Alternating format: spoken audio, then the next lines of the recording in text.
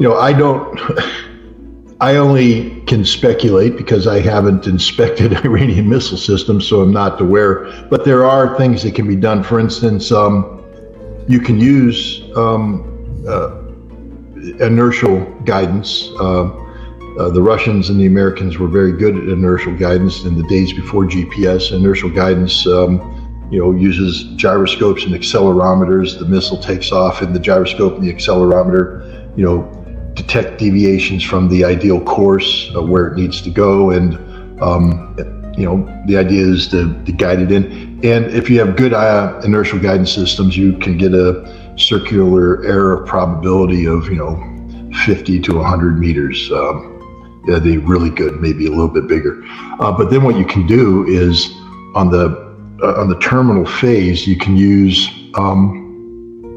sort of like the equivalent of facial recognition software, where you have a radar map or a photo map of the facility in the memory, and the system, as it comes in, starts scanning, looking for a match, and then it locks in on that match and will come in. And there's no need at that point in time, since that's all internal. There's no need for GPS, and a lot of systems use a blend of that. They'll incorporate GPS with inertial. The ATACMS systems, the HIMARS system, use a blend of GPS and inertial guidance, along with some sort of terminal guide phase. So I believe the Iranian missiles incorporate, this technology or other technologies that are designed to allow their missiles to operate in an environment where the satellite connectivity would be jammed. Next question is from Abu Abdallah, allegedly, in Jerusalem, Palestine. Due to the psychological and anxiety-provoking pressure that the axis of resistance is putting on Israel, do you think that Israel might launch a preemptive strategic nuclear strike on Iran instead of waiting for the retaliation? It's a good question. It's one that many people have asked recently. If Israel launches a preemptive strike against Iran, I believe that it will be a strike that's designed to interrupt Iran's ability to launch ballistic missiles against Israel, and it won't incorporate nuclear weapons. That defeats the purpose of the preemptive strike, is to nullify Iran's ability to strike. Israel has said that it will, if Iran strikes civilian targets, that Israel will strike Iran's nuclear infrastructure. And here's where you get the nuclear aspect of targeting, because at least 2 of Iran's nuclear facilities are underground. One of them, Firdos, there's no conventional weapon that will be able to take it out. If you're going to take out the Firdos enrichment site, you will have to use a nuclear bunker busting weapon. And Israel has said that they will take out these facilities if Iran strikes civilian targets. So a preemptive strike is designed to prevent Iran from being able to take out the civilian targets. So I don't think a preemptive strike would incorporate nuclear weapons, but I do believe that a Israeli retaliation against a massive Iranian strike that takes out Haifa, does significant damage in Tel Aviv, etc., will incorporate low-yield nuclear weapons, but nuclear weapons nonetheless. And now the genie's out of the bottle, and I think the world comes to an end at that point in time. So, yay, there we are. But I don't think the preemptive strike would use nuclear weapons. That would be the retaliatory strike designed to take out the nuclear sites. And then the question is what the United States does in this regard. Are we going to sit back and let this happen? This is insanity, literal insanity. You had Miller, the spokesperson of the State Department up there. Somebody asked the question, why isn't Iran allowed to defend itself? Didn't Israel attack Iran? Can Iran defend itself? That's an unhelpful question. Unhelpful question, because of course Iran has a right to retaliate, but the United States doesn't recognize that right. We literally want a situation where Israel can go in and assassinate high-level Hamas leadership figures in Tehran and get away with literal murder. The Iranians have made a decision that that's not the case. And just 22 seconds. predicting Zionists using tactical nukes in southern Lebanon, not likely at all. Not initially. I mean, look, if Israel is engaged in a war that they're losing, and it looks like they're facing existential, extermination, all bets are off. But initially, no, I don't think so. Next question comes from Inbriva in Maryland. There are reports of Hezbollah moving their military assets and personnel out of Beirut. The reporting now says that they are moving to more secure areas. My belief is that they are showing the world that Israel has no strategic purpose in attacking Beirut. My bet is they will. What are your thoughts on these movements?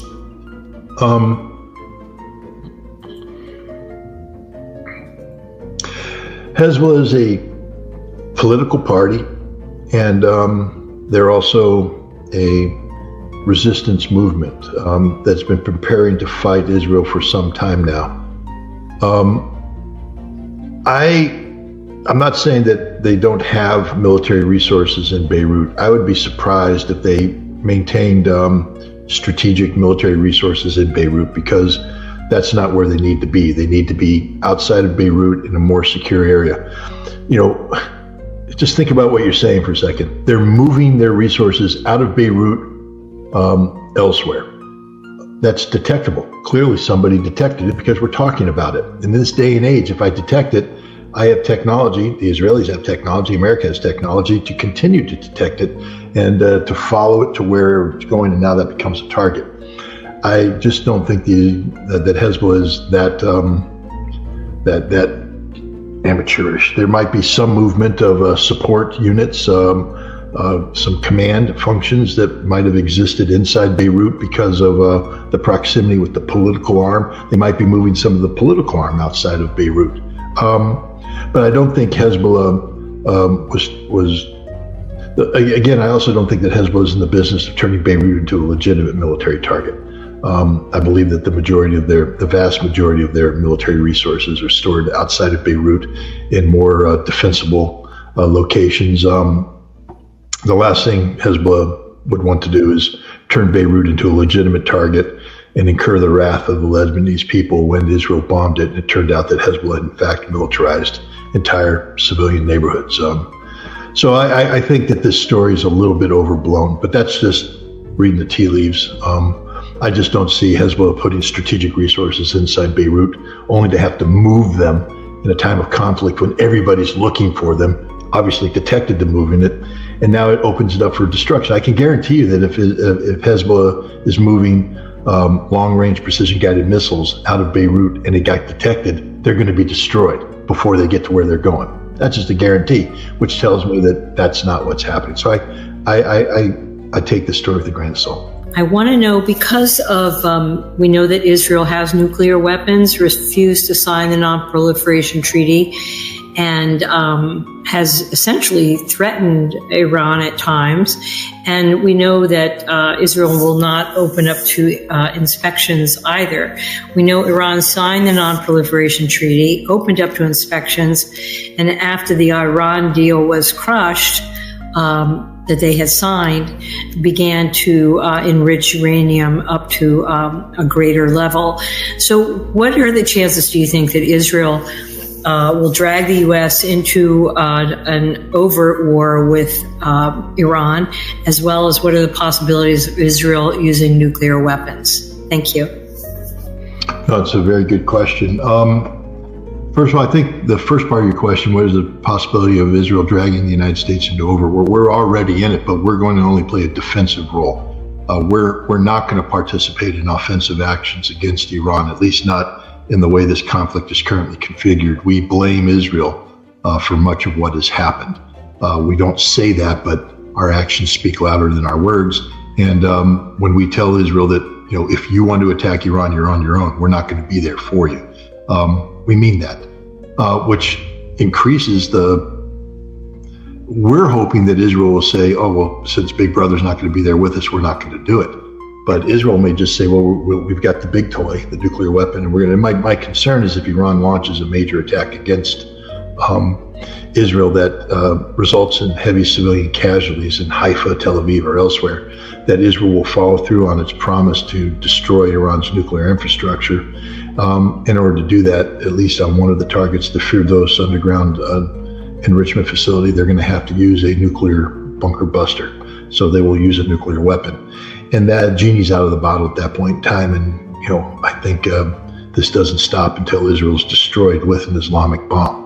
Who delivers that Islamic bomb is another question altogether, but there will be an Islamic bomb. Islam will not tolerate Israel using a nuclear weapon against an Islamic country, even Iran. So I hope the United States can communicate this. What I'm hoping is that we recognize the danger that we're in. That's one of the reasons why I'm excited to talk with Jill Stein, because she's very worried about this aspect in Israel's nuclear weapons. In the past, Israel hasn't signed the Nuclear Non-Proliferation Treaty or agreed to any inspections. But I think we are looking at a situation right now where Israel is faced with a real threat to its existential survival, and that Israel cannot continue to exist the way that it is currently configured, and that at some point in time, for Israel to be reabsorbed into the family of nations, they're going to have a conversation about their nuclear weapons, especially at this time where it's on the table. Everybody's concerned about the potential use. We can't allow this scenario to play out over time. If Israel avoids using nuclear weapons, then we have to take those nuclear weapons away from Israel. And I think that should be a goal of the United States and the international community going forward. I got 25 seconds. What do I think about Sinwar being the head of Hamas? It's logical, and that's bad for Israel. Israel imprisoned this man for many, many years. He knows Israel. He knows how the Israelis think. He's the mastermind of October 7th. And I think Israel will have met their match in terms of Sinwar. Sash in Mumbai. What happens when an ABM successfully intercepts a nuclear-tipped ballistic or cruise missile? Does the missile become a dud, or does the nuclear charge detonate? A good question. It depends on who built the nuclear device and what safety mechanisms are contained in the device. Are there follow-on, safeties that get activated on the way down, or is the bomb ready to blow up the moment it launches? Nobody wants that. Understand that if I have a nuclear weapon on top of my missile and I launch and I have one of those malfunctions, which happen all the time, the missile spins out of control. I got a 150 kiloton warhead on top, and it hits and goes boom because I didn't. So there's safeties built in, and how those work are classified. And frankly speaking, I don't understand. But there's safeties built into it. So if you hit it now, let's say that the warhead becomes active on its reentry phase once it's been released to the target. And then it gets hit. It depends on the warhead design.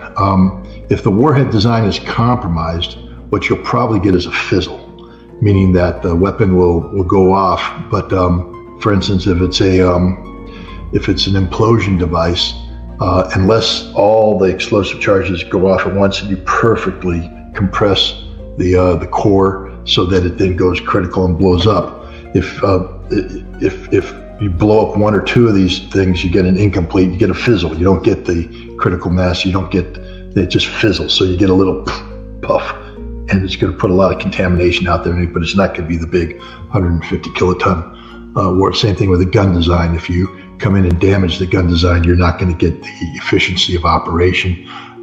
Peanut design, you take out the neutron generating materials, and you're going to get a fizzle. It's not going to function. So, and it also depends what your ABM is tipped with. Back in the day, we were using nuclear weapons against nuclear weapons, so you sort of fry them. The bottom line, though, is that you're probably not going to get a full-scale nuclear detonation with modern nuclear weapons, given the safeties that are built into it. But even if you did, if a weapon had been unsafed, ready for operation, the damage that would be done to the warhead is such that you'll probably get a fizzle as opposed to an actual full-scale explosion. Double agent in the UK. Israel's stock market is up 50% since the start of the war. Isn't their economy collapsing? Can you please look into that? Okay, I'll look into that. America's stock market's was doing quite well too. We're $35 trillion in debt. You can buy any result you want. So I'd be careful using the stock market as an example of economic health. You pour enough money into a given industry, you prop it up, and it does okay. I think you have to look at other economic factors when you talk about Israel's economy. Look at the Port of Eilat, non-functioning, bankrupt. Look at Haifa, not functioning the way it needs to function. Look at the unemployment level. Look at the productivity level. I wouldn't base my analysis of the health of the Israeli economy based upon the performance of the Israeli stock market in time of war. There's a lot of defense stocks, could be heavily weighted in favor of defense stocks that are receiving a lot of investment because of America pouring taxpayer dollars into certain projects. I think it's a true indicator of the real